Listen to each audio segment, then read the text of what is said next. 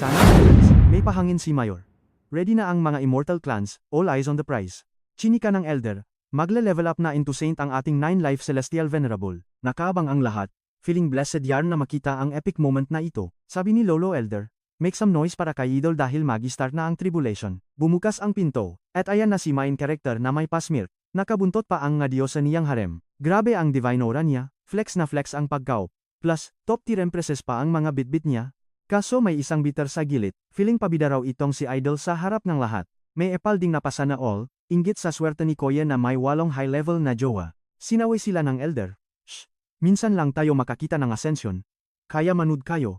Paalala niya, si main character ang bumuhat laban sa mga monster at dumurog sa Demon Kingdom. Kaya naman naging untouchable legend siya sa world nila. Gina. Simulan na ang main event. Dumilim ang langit at may dambuhalang ipo-ipo. Handa na ang ating bida sa phenomenon ng nga malalakas lang nakakasumon. Ngumiti si Idol at nag-announce, ngayon na ang araw ng aking pag-ascend. Mga pre, palaban niyang sinabi, sino ang matapang napipigil sa akin? Sabay talon sa langit ng may sobrang lakas. Biglang lumitaw ang isang massive energy vortex, at may astig na figure na lumabas. Isang divine being na nakasakay sa giant dragon. Napagaspang mga chismosa, hala, yan ang number 1 eternal tribulation. Sumigaw ang isang fanboy na solid daw ang bilib niya sa pagiging invincible ni Idol. Hamon gang bida natin, isang laban lang ba tayo? Game namang pumayak ang celestial being. Nilabas na ni bida ang divine energy niya.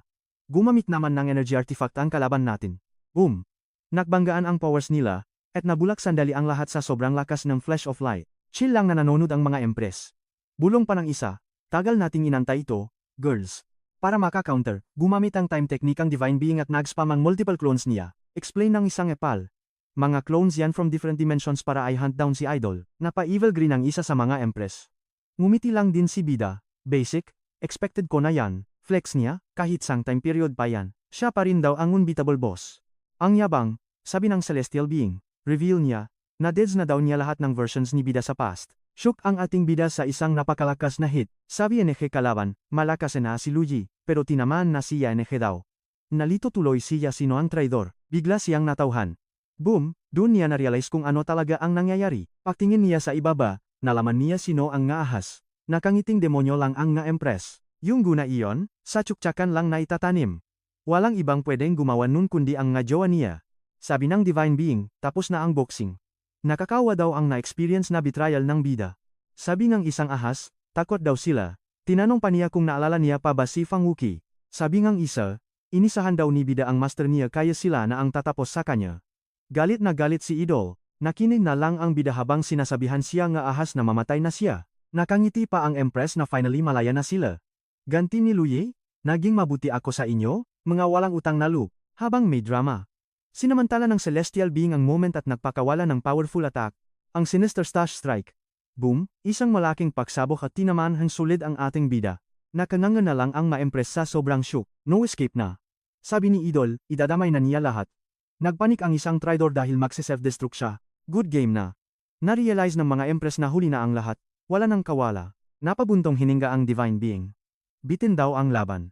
Hindi fair ang panalo dahil na-poison si Luyi. Nang ma-wipe out ang lahat, hinigop ng celestial being ang mga souls nila pati na kay Luyi. Plot twist, ang celestial being ang totong traidor, inabsorb niya lahat tapos inasar pa silang nga mahihinang nilalang. Kaso bait-baitan si Koya, bibigyan daw niya silang ng chance para bumawi sa pagiging ahas kay bida. Pero wait, umeksa na ang time reversal, ang ultimate cheat code ng bida. Pinagana ito ng celestial being, kaya napunta ang kaluluwa ni Luye at ng 8 empress 50 years in the past. Pagtingin sa salamin, shook ang bida natin, nak-time travel nga siya. Yung traidor na si Chuling, nahihilong nagising at bumalik siya sa pagiging low-level alalay. Gulat match siyang makita si Luye. Napatanong tuloy kung panaginip lang ba ang lahat ng drama, sa naging reaksyon ni girl. Gets agad ng bida natin na bumalik din ang traidor kasama ang memories niya, sa isip ni Lua. Nag-thank you siya sa divine being para sa second chance na ito. May naisip na plano, hinubat ng lodi natin ang boots niya, binabat ang paa sa palanggana, at inutusang hugasan ito. Power move. Sobrang inis ni girl sa kapal ng mukha niyang magutos. Naisip ng bida natin gumanti, pero alam niyang masyadong basic kung tatapusin agad. Hindi deserve mang traidor ang quick death. Alam niyang puro inis pa si girl kaya hindi niya dama ang sakit ng karma ngayon. Wait lang siya. Gustong lodi natin na magdusa siyang buhay, maranasan ang saklap ng walang bida. Kinumpirma niya sa alalay na hindi ito panaginip at totoong nagbalik silang lahat. Shukening ang balita. Naisip niya tuloy kung nakabalik din ba ang iba pang traidor. Kinumpirma ito ni Lu, At sinabing tandang-tanda niya bawat salita ng pang-isnap niya nung araw ng betrayal. Nagpanik ang alalay dahil alam niya ang lahat. Ngumiti ang bida natin at sinabing dahil bet mo ngang freedom, malaya ka na ngayon din. Tinanong ni Louie kung ano yung tablet sa kamay niya. Life tablet daw niya iyon. Sinuno ni Louie ang tablet at pinawi siya. Naloka si girl kung bakit sisirain ng Lodi natin na may 9 lives ang kanyang pinakaunang buhay. Nabwisit si Lodi, nagliliyap ang mga mata, at sinabihan siyang layas na, "Shoo, nakalburoto ang lola mo. Porket na-reborn daw, di ibig sabihing happy ending na." Umalis siyang umaasa na mas bongga ang buhay niya sa pamilya niya nang wala siya. Feeling highly favored, in-announce ni Lingard na nagbabalik na ang reyna. Pero napasmik lang ang bida natin, dahil alam niyang epic fail ang sasalubong sa kanya sa bahay. Alam niyang toxic ang pamilya nito at naawa lang sa kanya. Pag-uwi niya, masyosyuk siyang puro ahas ang makamag-anak niya. Ngayong leaf na ito, walang awa mo de si Louie. Bonus pa, dahil wala na ang 8 toxic na babay, magle-level up siya. Biglang nasipa ang pinto ng kwarto, muntik pang matamaan si Lodi ngam na lumipat na kahoy. Isang empress ang sumulpot, si Ferry Hangling pala, o mas kilalang Yu Hangling. Pumasok siyang nagsisisigaw ng pangalan ni Lua. Super gigil ang lola mo at diretsahang sinabi na tatapusin na raw niya ang buhay nito. Nang umatake siya, kalmado lang sinalak ito ni Louie, sakal-sakal siya sali. Gulat si girl. Tinanong ni Lu kung bakit ang kapal pa nitong hawakan siya.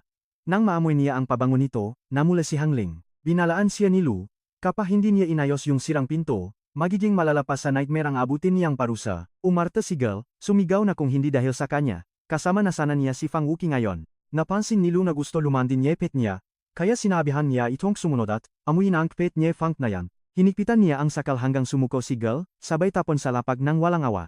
Super nakakahiya, laglak ang beauty. Banta ni Louie, kapag di pa ayos ang pinto pagbalik niya, tapos ang boxing at say goodbye sa mundo. Litong-lito si Yu, tinatanong bakit ganito siya itrato after ng lahat ng ganay tulong niya rito. Sagot ni Lu, past life na yun bes, quits na tayo ngayon.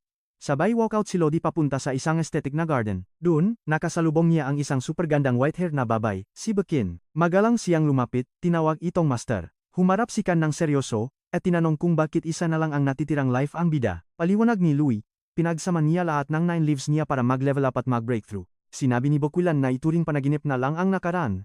Dahil may bago na siyang method, binalaan siyang wag na ulit maging pasaway kundi lilipulin nito ang buong sek ng walang bawian. Pumayag si Louie, pero sa isip niya, kung hindi dahil sa kanya, hindi naman magiging empress ang lola mo. Ngayon, bagsak sa 5th layer ang cultivation niya. Kaya back to zero, kailangan niyang mag-grind ulit mula sa simula. Dahil diyan, tinawag ng bida ang old partner niya. At boom, lumitaw ang isang bonggang system, yung typical na cheat code ng nga open na bida. Nag-thank you si Lu sa pagsama nito sa bagong trip. Sagot ng system, may rason kung bakit toxic ang Celestial daw sa kanya. Dahil siya ang host, laging mga halimaw na kalaban ang ihaharap sa kanya. At nagsimula na ang system ay activate ang cultivation ng Immortal Lives Celestial Scripture. Zamantala sa labas ng gate, ayan zilinga, ang girl na kaka-kick out lang ni Louie. Haggard man, happy ang person dahil back to fambam na raw siya, shook ang magagats. Bakit daw bumalik ang panganay na senyorita? Pero sabi ngang isang guard, mukha raw siyang pulubi kaya pinagtabuyan siya ng bongga. Nagulat ang lola niyo. Hindi raw siya pulubi hello, siya kaya silinggar. Tinawag siyang balingward at pinalayas. Feeling daw kasi na napapanggap bilang ang young lady. Trinay ni Chuling ipaalala na tinulungan siya nito noon. Pero savage si Kuya God, di naman daw siya tunay na kapamilya kaya bakit pa bumalik. Syunga daw siya dahil bumalik pa mula sa impyerno. Makikipag-away pa sana ang ate natin. Kaso biglang suminggit ang kanyang mga adoptive parents. Grand entrance ang mga adoptive parents. Miss na miss daw siya ng tatay niyang si Chusiang. Super happy na tumakbo ang girlie. Sumisigaw na nakauwi na rin siya finally. Niyakap siya ng nanay niya at tinanong kung saan naksuot. Chika ni Linger, hinostage daw siya ni Lu. Tapos, dumating ang young master. Siya si Chu Shefe. Ang kuya niyang nayak sa tuwa dahil safe na nakauwi ang perfect scapegoat nila. Samantala, ang bida natin ay busy sa pag-level up, gamit ang past life hacks niya. Umabot si Louie mula 5th hanggang 9th layer sa loob lang ng 15 days. Kaso biglang inubo si kuya, may mali sa core niya. Na-detect ng system ang celestial rigidity poison, at automatic na pinagdudahan niya ang mga girls. Alam niyang trap ito nga mabruha, pero may alas ang bida natin at humingi agad ng tulong sa system. Say na system. Para makure ang lason, kailangan niyang mag-level up pa origin core realm, kaya naman naalala agad ng bida natin ang perfect pill na ginawa niya. Kaso sa past life niya, binigay niya pala yung rare item na yun kay Yu Honging. Pero ngayon, never na daw niya yun uulitin. Sakto naman, may narinig na chika at ingay si Louie mula sa gate ng Great Dao Sect. May announcement na nakabreak ng record si Yu Honging at nakajackpot ng rewards. Naisip niyang mabilis na ang future empress, pero mas bibilisan pa niya gamit ang system. Kaya gora na ang bida natin pababangge bundok, kahit pasyuk ang system sa desisyon niya. Chill na sagot ni Luo, pupunta daw siya sa Expert Stone para bawiin ang pill na legit na kanya.